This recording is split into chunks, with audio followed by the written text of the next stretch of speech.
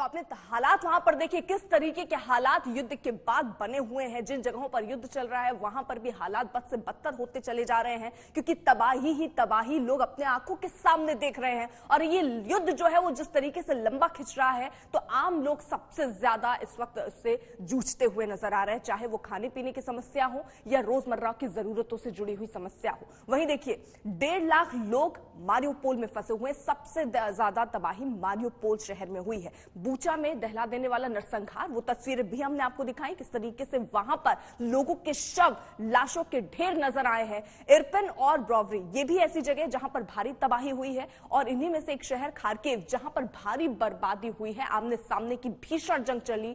42 लाख लोग शरणार्थी बन चुके हैं। कई शहर पूरी तरह बर्बाद हो गए हैं। ज्यादातर लोग पहले ही जगह छोड़कर दूसरी जगह चले गए, पलायन करने को मजबूर हो गए, और जो लोग वहां रह गए उनकी हालत कुछ ऐसी है कि या तो वो अब बचे नहीं हैं, या उनके घर जिसमें वो रह सके वो अब नहीं बचे हैं। वहीं देखिए यूक्रेन दावा कर रहा है रूसी फौज ने नरसंहार किया है, बर्बरता की है, ये यूक्रेन कह रहा है। और यूक्रेन कह रहा है कि इस पर और कड़े प्रतिबंध लगने चाहिए पुतिन पर, युद्ध अपराधी कह रहा है। बाइडेन भी कह रहे हैं, और पुतिन यहां पर जेलेंस्की भी पुतिन को यही कहते हुए नजर आ रहे हैं, हमारी सेना के जाने के बाद लोग मारे गए। अब रूस ये दावा कर रहा है कि हम तो 30 तारीख को ही चले गए थे, उसके बाद यहां लोग मारे गए हैं। गौरव सावंत हमारे साथ, हमारे सहयोगी इस वक्त जुड़ चुके हैं, और उन्होंने वो तस्वीरें हम तक दिखाई थी बूचा में जो नरसंहार हुआ था। गौरव, क्योंकि आप वहां गए, रिपोर्ट आपने दिखाई, जिस तरीके के हालात वहां पर हैं, तस्वीरें झूठ नहीं बोलती।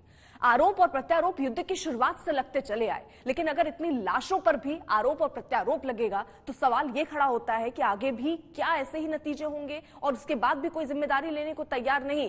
सबसे ज्यादा खमियाजा तो आम लोगों को भुगतना पड़ा है, ये नरसंहार हुआ है।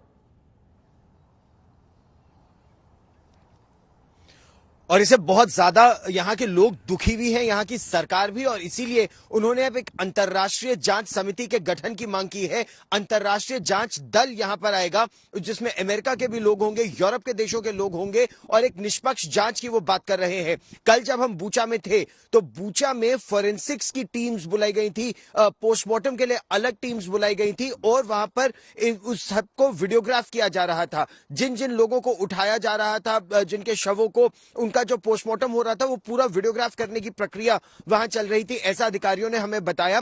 फोरेंसिक्स की टीमों को वहां लाया जा रहा है ताकि सबूत इकट्ठा किए जा सके। इसके अलावा राष्ट्रपति ज़ेलेंस्की और यहां की सेना का यह दावा है कि रूस की सेना की जो मोटराइज्ड डिवीजन की ब्रिगेड यहां तैनात थी, 64वीं मोटराइज्ड डिवीजन की जो ब्रिगेड थी, उसके पूरे अधिकारियों के नाम वो पूरी फेहरिस्त तैयार कर रहे हैं इंटेलिजेंस एजेंसी से लेकर, और उसके आधार पर वो डीएनए टेस्ट की मांग करेंगे। इस तरह की बात यूक्रेन फिलहाल कर रहा है। क्या यह संभव है? रूस क्या डीएनए टेस्टिंग की इजाजत देगा? बिल्कुल नहीं देगा, लेकिन ये यूक्रेन की तरफ से यह मांग चल रही है। दूसरी तरफ जिस नरसंहार और जिस डिस्ट्रक्शन की हम बात कर रहे हैं, मारियोपोल में आज ही कहा गया है रूस की तरफ से कि जितने लोग हथियार डाल दे, जिसमें सेना शामिल है, उनको सुरक्षित निकलने दिया जाएगा।